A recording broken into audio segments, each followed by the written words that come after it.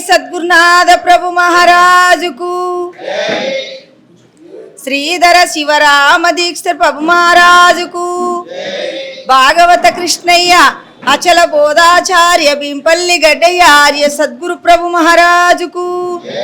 अचल गुरु माताजी शीलम सूर्यकांत मांब समेत अचल गुरु जी वेंकटदासार्य सद्गुरु पाद कमल सेवितम श्रीमती गुरुदयानंदम कस्तूरी रामबायम्मयुतम निष्कल्मषानंदम राजयार्य राजयोगेंद्र पाद कमल सेवितम श्रीमती गुरु कृपानंद पकिड़ विमलांब समेत नित्यानंद राजेश्वरार्य सद्गुरु पाद कमल सेवितम अस्मद्गुरु समारंभम कृष्ण सांदीप मध्यमां श्री महाविष्णु पर्यंतम वंदे गुरुं परंपरं। जय सद्गुरुनाथ प्रभु महाराज को। जय रमणमूर्ति आर्य सद्गुरु प्रभु महाराज को। मरी अम्मगारू డాక్టర్ శ్రీ ఎన్ శైలజ అమ్మగారు మేడం గారికి మరి అలాగనే పెద్దలకందరికీ మరి స్వామికి మరి అందరికీ పేర్లు అయితే తెలియదు బాగా, అప్పుడప్పుడు వింటుండే కానీ మర్చిపోయే గుణం ఉంది కదా దీనికి. ఎరకకు మరుపు సాధ్యం. ఇప్పుడే గుర్తుపడతాం, రేపే మరి ఇప్పుడు పొద్దుందాకా అఖండ ఎరకలో ఉంటాము, రాత్రికి లఘు ఎరక అనేది కళ. ఆ కళలో ఉండి మర్చిపోతాం. తెలంగాణ మంచి కళ పడుతుంది, పొద్దుగా లేస్తే ఊతుంది అంత. అందుకు ఈ యొక్క జై భారత్ మూమెంటు రమణమూర్తి గారు ఆధ్వర్యంలో ఎన్నో 12 మాసాలు అంటే ఒక పుష్కరం, 12 మాసాలంటే ఒక పుష్కరం, 12 సంవత్సరాలంటే ఒక పుష్కరం. ఇప్పుడు ఒక పుష్కరము రీతిగా ఈ స్వామివారి దాంట్లో ఆయన ఆధ్వర్యంలో ఎంతో కదిజ్ఞాసులతోటి కానీ ఎన్నో మీటింగులు ఎన్నో ప్రోగ్రాములు చేసుకొని ఉన్నాడు. కాబట్టి అందులో మనం ఎంత ఒక సముద్రంలో గింతంత మట్టిపే లేచినట్టు చిన్నది, చాలా చిన్నదాన్ని నేనేం పెద్దదాన్ని కాదు, ఏమీ లేదు. వేదాలు చదువు, వేద శాస్త్ర ఇతిహాస పురాణాలు మహా వాక్యాలు విచారణ ఇవన్నీ విన్నాను కానీ చదవలేదు. విన్నాను, విచారించాను. ఉపనిషత్తులు లాస్ట్ అండ్ ఫైనల్ పరిపూర్ణ బోధ, అచల పరిపూర్ణ బోధ అది మాత్రం గుప్తంగా తెలుసుకున్నాను. నాకు నేను బాగా అవగాహనలో తెచ్చుకొని మరి అమ్మగారు ఇయ్యలదాకా ఏమేం చెప్పింది శ్వాస గురించి, శ్వాస మీద ధ్యాస పెట్టి ధ్యానం చేయండి. మరి ఈ ధ్యానంలో అన్ని విషయాలు, రోగాలు కానీ ఆత్మశాంతి కానీ తృప్తి కానీ, ఒక స్వామి మనసు శరీరం అంత అల్కగైంది, ఒక ఆయన అయస్కాంతం లేక అత్తకపోతుంది అని ఎవరి యొక్క అనుభవాలు వాళ్ళు చెప్పిండ్రు. అయితే ఈ శ్వాస గాలి అనేది వాయువు భూతం, పైనుంచి పంచభూతాలలో పైనుంచి 2వ భూతం, కింది నుంచి 4వ భూతం. పంచభూతాలలో కింది నుంచి 4వ భూతం, పైనుంచి 2వ భూతం. అవతల ఏముంది, అవతల విషయం బాగా తెలుసుకోవాలి. మానవుడై పుట్టినందుకు అన్నీ నమ్ముతాడు మానవుడు. మరి బలి శాస్త్రము, పిల్లి శాస్త్రము, కాకి శాస్త్రము, ఖగోళ శాస్త్రం, ఆడ దేవుడు అంటే ఇక్కడ అది ఉందంటే, ఇక్కడేమో అంతరాలు కడతాడంటే, యంత్రం పెడతాడంటే, నీకు ఏం లేకుండా శేషి నీకు కనికట్టు కడతాడంటే కూడా నమ్ముతాడు. నమ్మరాది నమ్ముతాడు. నమ్మవలసినటువంటి నీవు దేవుడు, నీవే బ్రహ్మ అంటే నమ్మడు.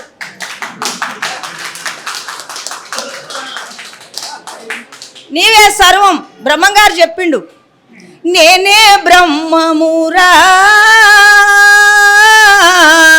పామరులారా తానే బ్రహ్మమురా, నేనే బ్రహ్మమునయ్యి నానాది విషయములా నష్టంబు పరిచేటి నేనే బ్రహ్మమురా పామరులారా తానే బ్రహ్మమురా. ఈ మాట్లాడేదే ఈశ్వరుడు, ఆ బ్రహ్మము, ఈ దేహము, ఈ కాయము, స్థూల శరీరమే జీవుడు. ఇంకా వేరే వస్తువు ఉంది అంటే అంత భ్రమ. ఆ త్రేతాయుగంలో ఆ నాయన పీరు మొహద్దీన్ గారు తారకమృత స్వరములో రాశాడు, రాముని అవతారములో క్షేత్రములకు పోయేదిరయ్య, క్షేత్రాలు అప్పటికి లేవు. రామావతారముల కట్టిరు క్షేత్రాలు, పుణ్యక్షేత్రాలు, గుళ్ళు, దేవాలయాలు. ఇవన్నీ ఎవరు కట్టిండ్రు? మానవులే కట్టిండ్రు. ఆ మానవులే కట్టిన గుళ్ళకు పోయి మనం మొక్కుతున్నాం. మందమతి యగు బుద్ధి గోవింద ఎనదు అందు ఇందును ఎందును సందులేక, ముళ్ళుగుచ్చ సందులేక పరమాత్మ పరబ్రహ్మ స్వరూపం ఏదైతే ఉందో, ఆదిష్టాన పరిపూర్ణ పరబ్రహ్మ చైతన్యం ఏదైతే ఉందో అదే ముళ్ళు గుచ్చ సందు లేకుండా ఉన్నదని ప్రహ్లాదుడు తండ్రికి బోధించాడు.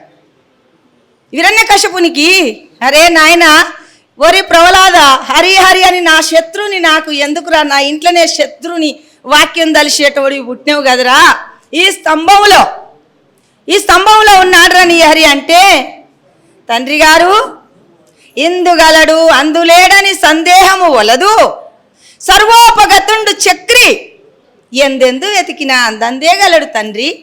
ఆ చైతన్యము ఎక్కడ లేదు, ఏడలేదు, అంతటా ఉంది. మనం కట్టుకునే వస్త్రములో కూడా ఉంది.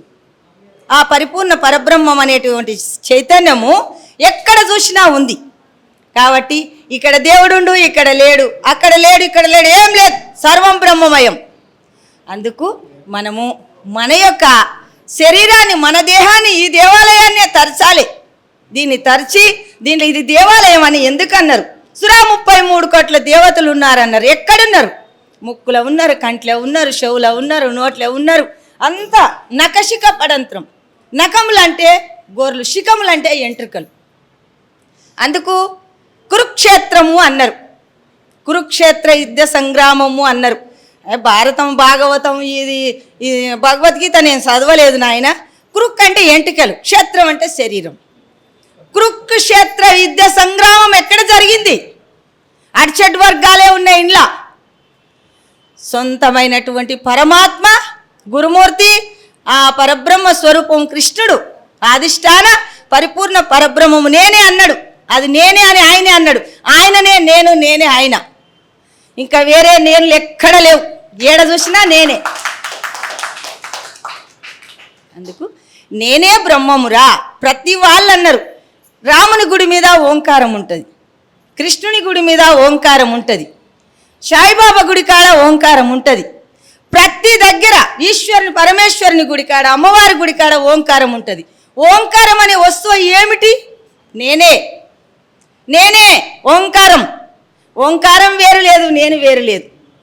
మరి ఈశ్వరుని తనువులు 4, జీవుని తనువులు 4 అంగములు, 3 అకార ఉకార మకార మాతృకలు, 5 పంచాధిష్టాన దేవతలు, 5 పంచభూతాలు కలిస్తే ఓంకారం అయింది 25.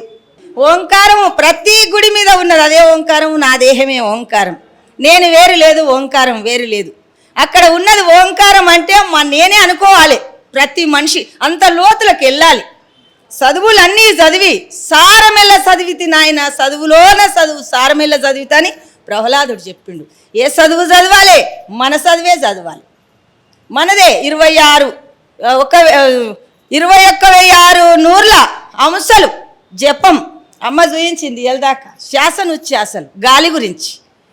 గాలి చాలా చెడ్డది, చాలా మంచిది. అసలు చెడ్డదంతా బయటికి ఇడిచిపెట్టి మంచిది పీల్చుకుంటుంది. మళ్ళీ మన దేహం అంత చెడ్డది, అంత మంచిది, గొప్పనైనటువంటి దేహం. అందుకే ఎప్పుడు దేవాలయం అయింది అన్నీ తెలుసుకొని, ఓహో నేనే బ్రహ్మం అన్నప్పుడు దేవాలయం అయింది. ప్రపంచం మీద ఉన్న గుళ్ళు దేవాలయాలు కావు, ఈ దేహమే దేవాలయం. ఈ దేవాలయం ఉంటేనే ఆ దేవాలయాన్ని కడుతున్నాం. అందుకు కృష్ణ పరమాత్మ అన్నాడు, అర్జునుడు జీవుడు, కృష్ణుడు బ్రహ్మ ఈశ్వరుడు. అప్పుడు అయ్యా అర్జున, పూర్వజన్మ పుణ్యాత్ములారా, పురుషోత్తమ ప్రాప్తి యోగమును తెలిపేద జనులారా, పూర్వజన్మ పుణ్యాత్ములారా, సురలు 33 కోట్లు, దేవతలు నేనై వేరుగానే కనిపించుచుంటిని. పూర్వజన్మ పుణ్యాత్ములారా, పురుషోత్తమ ప్రాప్తి యోగమును తెలిపేద జనులారా. అందుకే అయ్యా హడవి పందిని మెడకు గట్టెదను, కుడి తెలియకుండా ఎడమ వైపుకు దారి చూపెదను. పూర్వజన్మ పుణ్యాత్ములారా సురలు 33 కోట్లు, దేవతలు నేనయ్యి వేరుగానే కనిపించుచుంటిని. అందుకు నాయనా నేనే ఒక్కనే నానాది విధముల నటన చేస్తున్నా, అన్ని జీవుల యందు నేనే ఉన్నా, అంతటా నేనే ఉన్నా, సర్వ వ్యాపకుని నేనే నాయనా, నాకంటే అన్యమైన వస్తువే లేదు. కాబట్టి ఈ గుళ్ళు గోపురాలు పోవద్దని కాదు, చూడొద్దని కాదు, దర్శించొద్దని కాదు, అదే నిజం అనుకోవడం అజ్ఞానం. నీవు నిజమైన దేవుడవయ్యి అదే నిజం అనుకోవద్దు, పోవాలి. మన పిల్లలకు చూపియాలి, అది బేస్మెంట్. మనకు పుట్టంగానే నీవే దేవుడు అంటే నమ్మరు. కాబట్టి అది సూయించి నాయన క్రమంగా చిన్న పిల్లోడుండు, ఆయనకి కూరేసి అన్నం పెడితే తినడు. మనకి ఏం కావాలి? పుట్టంగానే తల్లి పాలు కావాలి. కొంచెం పెద్దగా అయ్యిండు, కొంచెం అంత అన్నం ఏం చేయాలి, మళ్ళీ ఉప్పులు పప్పులు వేసి ఉడకబెట్టి ఉగ్గు పెడతారు. ఆ తర్వాత ఇంకా కొన్ని రోజులైన తర్వాత కొంచెం ఉప్పేసి పెడతారు, నేతి పొట్టేసి. ఆ తర్వాత కొంచెం కారం అలవాటు చేస్తారు. అందుకే క్రమంగా పిల్లలకు కానీ, మన పిల్లలకు, మన చుట్టూన్నటువంటి వితసుత బాంధవులకు, మన స్నేహితులకు అందరికీ నాయనా అది కాదురా నీవే దేవుడవు. పొద్దున ఏం చేస్తాం మనం? ఏ గుడిని గడుగుతాం? పొద్దున్నే పోయి మన గుడినే గడుగుతాం.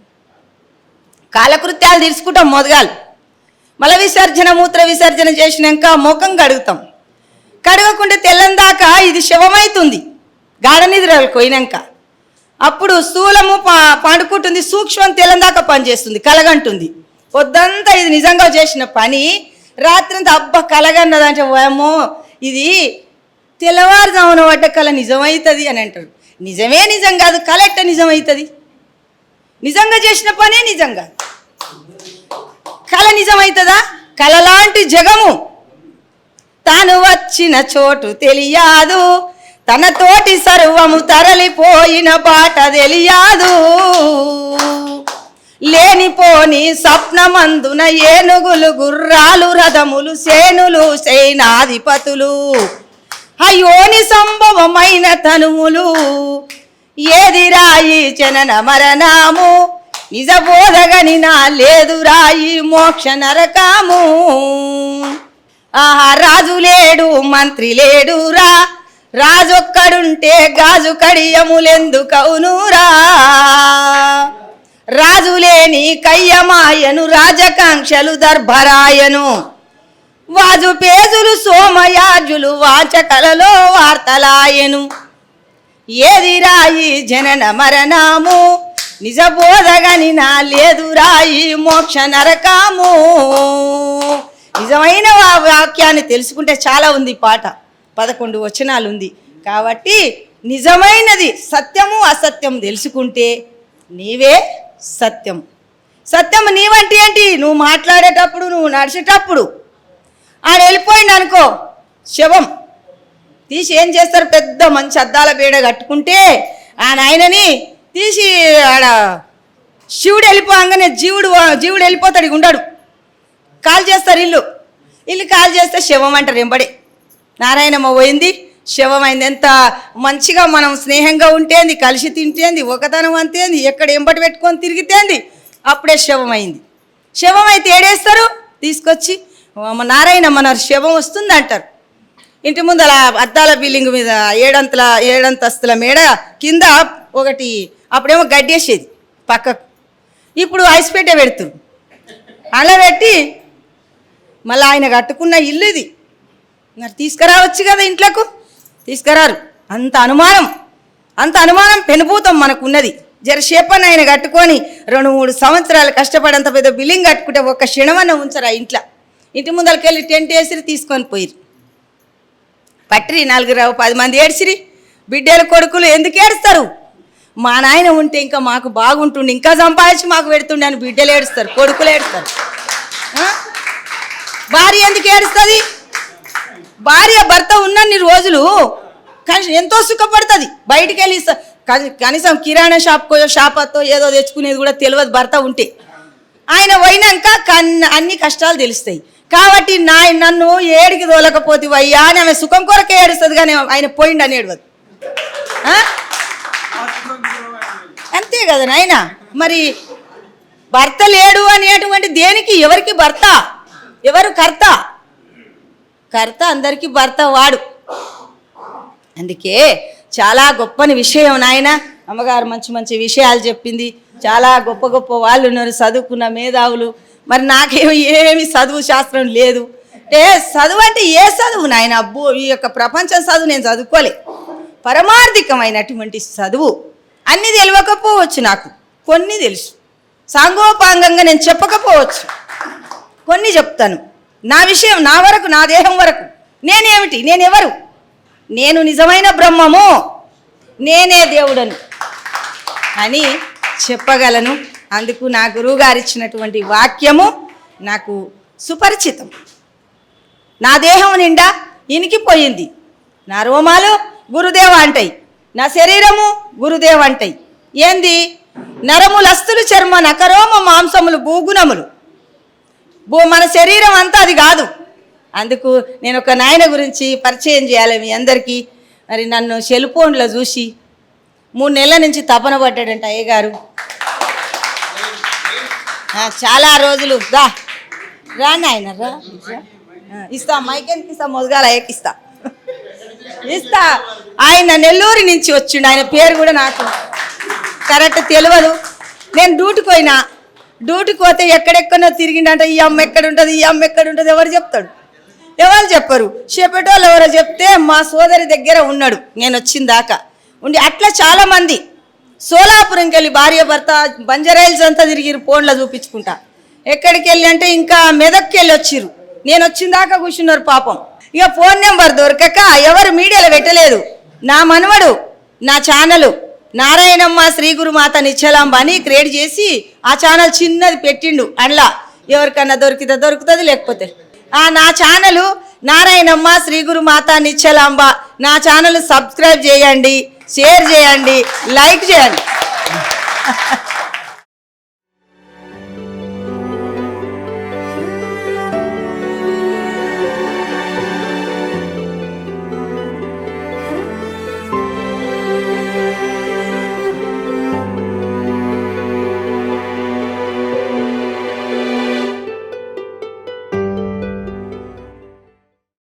మీ ఆలోచనల్ని మరింత సంపద్వంతం చేయగల ఈ పుస్తకాల్ని మీరు చదివారా? ప్రతులకు జై భారత్ పబ్లికేషన్స్ 9848030089.